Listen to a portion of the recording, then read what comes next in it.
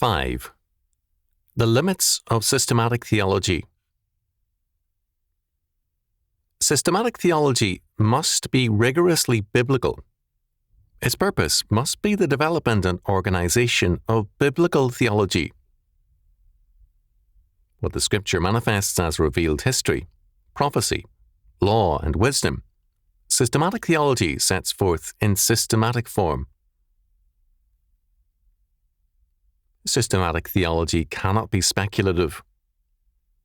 Speculative theology is a departure from biblical faith, whether it present itself as Reformed, Arminian, Scholastic, Modernist, dialectical, or anything else.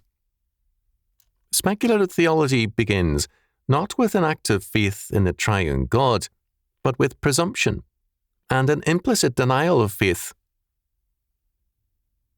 Basic to speculative theology is the assumption that human logic can penetrate into the recesses of eternity and into every corner of the mind of God to draw certain necessary conclusions. These conclusions rest not on biblical theology, but rather on the conclusions of human logic.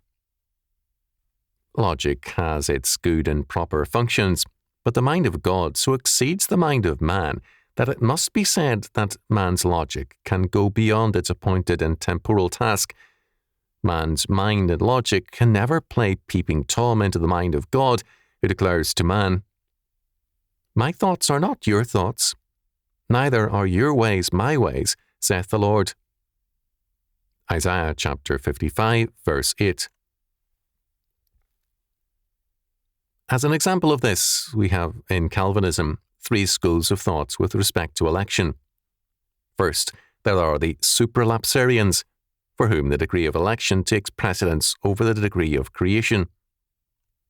Second, the sublapsarians see the decree of election contemplating man as fallen, and then God, out of the fallen mass of humanity, chooses to predestine some to eternal life. Third, the infralapsarians saw the election as at one and the same time to creation, the fall, and the redemption.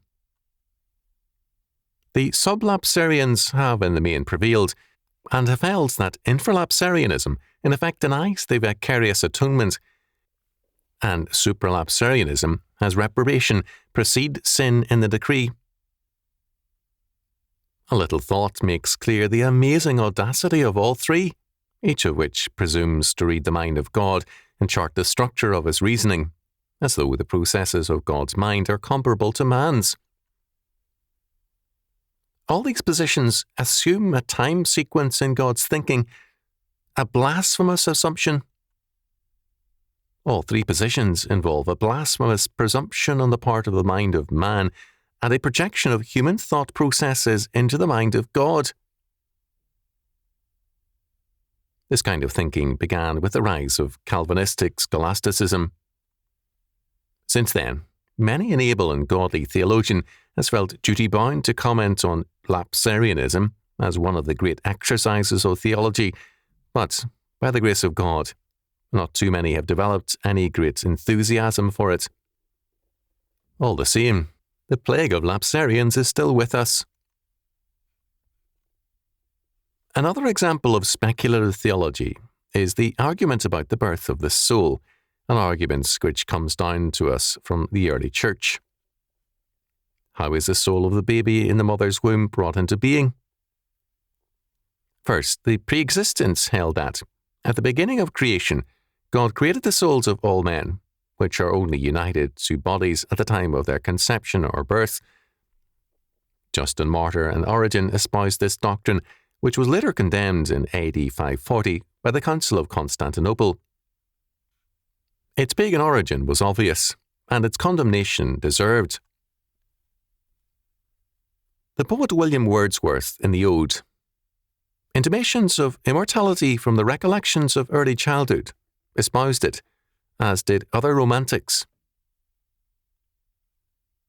Second, the creationists insisted that every rational soul is from God by an immediate act of creation.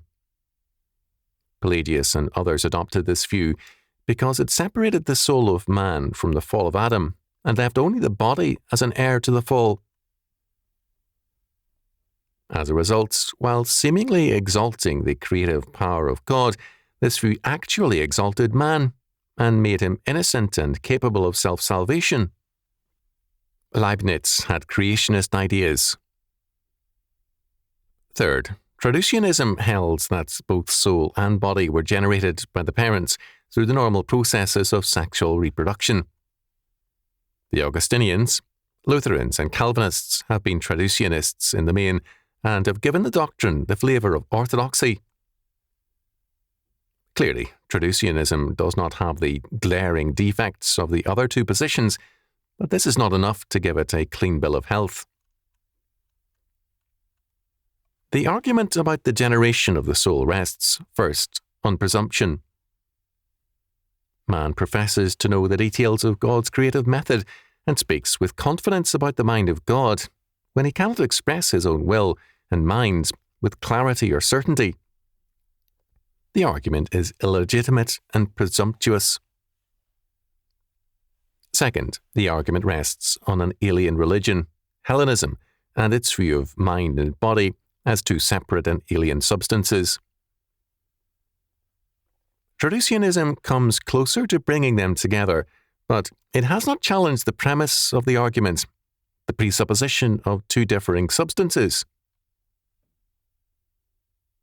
The difference in being for Scripture is not between mind and body, or soul and matter, idea and form, but between the uncreated being of God and all created being. The whole point of this argument of speculative theology is, like all speculative theology, illegitimate. In Genesis chapter 3, in the temptation of Adam, and in Matthew chapter 4, verses 1 to 11, the temptation of our Lord, Satan presents himself as one who can read the mind of God. This is the first great premise of the temptations. Satan's assurance that he knows and can declare the mind of God. Yea, hath God said? Genesis chapter 3, verse 1. Satan offers the true reading of God's mind. Second, Satan invites man, the first Adam and the last, and all men in them, to read the mind of God, to become speculative theologians, in effect. Only so can they deal successfully with God and prosper themselves. The invitation of Satan to man is to let his mind soar into the contemplation of the hidden thoughts of God.